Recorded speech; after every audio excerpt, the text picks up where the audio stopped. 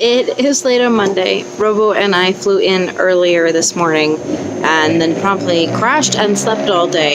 Basically, I've been up since the equivalent of 1 a.m. Denver time.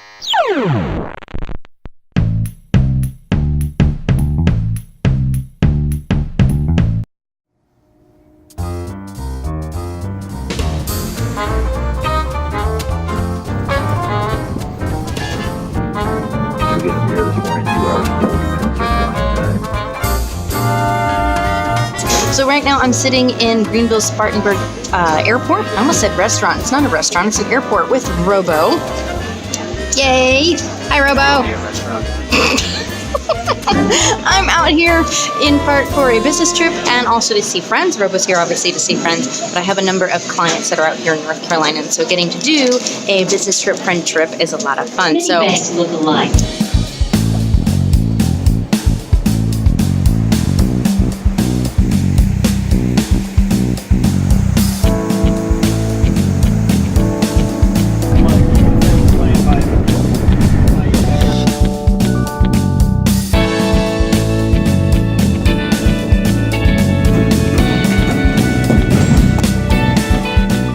Skate of the North Carolina trip. Matt has taken us to Rad Skate Park. We are currently at an indoor rink because it's raining outside.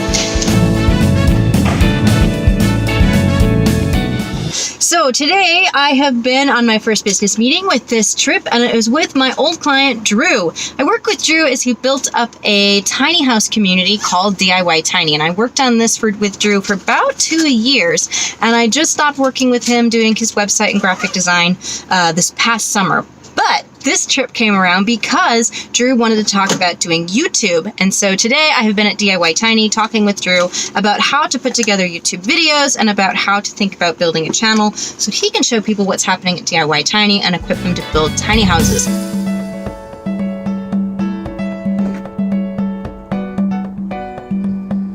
For me, this has been a lot of fun because when we got started, DIY Tiny didn't exist. It wasn't even a thing. All he had was land and an idea. And because of us working together, this wonderful place was made. And so being able to walk around here today was amazing.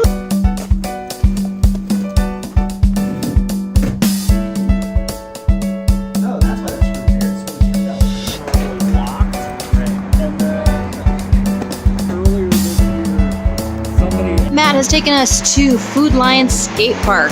After skating at Rad, this place is interesting because that's not it. It continues further to the back.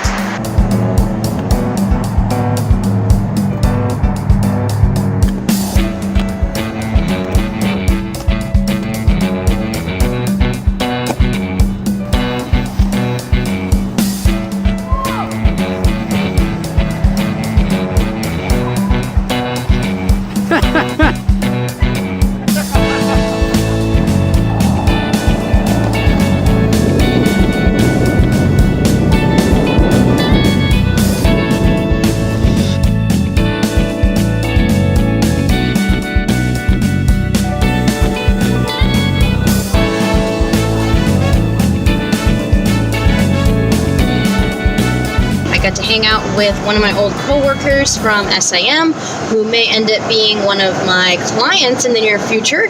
One of those things that, you want to work with somebody but you don't quite have the right project yet. So it was really nice getting to just talk with Andy and to hang out, reminisce, and also just swap stories about, tools and technique.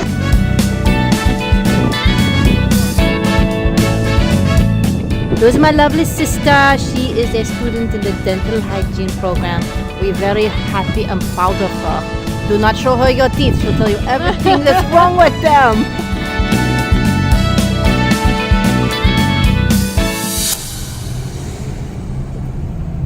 This morning, Robo and I are on our way to the place we both used to work.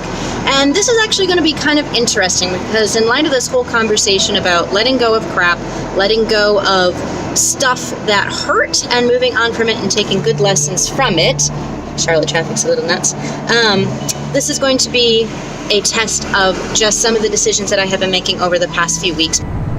Charlotte does have a really pretty skyline though. I don't know, I was thinking about it this morning and going, I'm really glad that I had the conversations that I've been having ever since Creative Morning Summit, where I got to ask this question of Seth, like, how do you deal with the hurt? Getting to talk with my friend Dave Momper about, like, okay, like, in light of this, what's the right response to have? But there's still this little part of me that's like, are you sure? And I have to make that conscious decision that says, yes, because I made a decision that I am letting this go.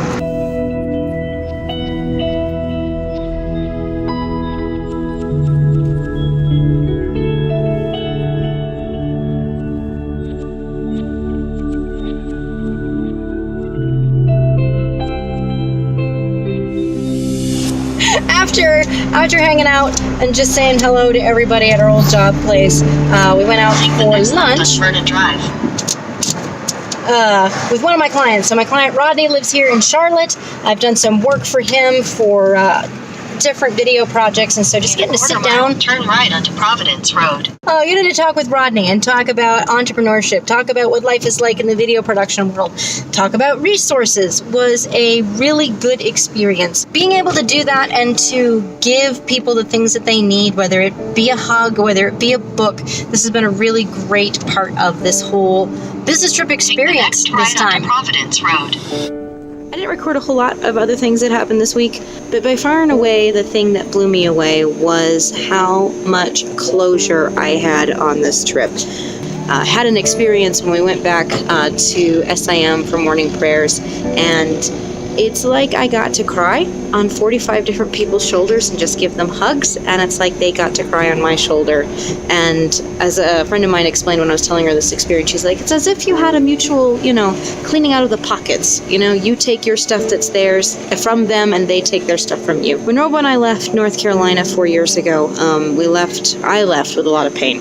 And I was describing it to somebody, it was as if I threw wallpaper over a water spot in my house, but never really fixed the water spot. Going through this trip and processing my own emotions, I really feel like I finally worked on that water spot and actually finally got to make decisions about how I wanted to move forward. When I got to talk to Seth Godin after my question and talking to him, in the group setting, and he said something to me that really has stuck with me. He said, I really cannot wait to see what you're going to do after this, and I really feel like the after this is starting to get written. I'm really glad that we did this, especially looking forward to the fact that I have surgery coming up, and I just feel like there's this new phase that's starting in my life, a new phase that is coming.